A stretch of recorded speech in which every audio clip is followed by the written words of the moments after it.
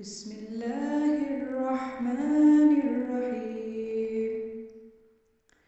الرحمن علم القرآن،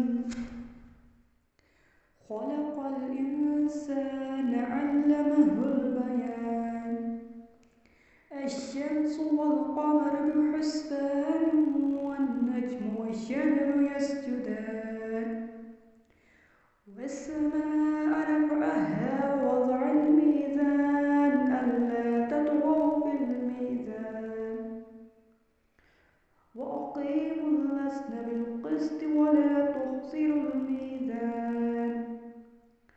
والأرض وضعها للأنام، فيها فاكهة والنحل ذات الأكمام، والحب ذو العصف والريحان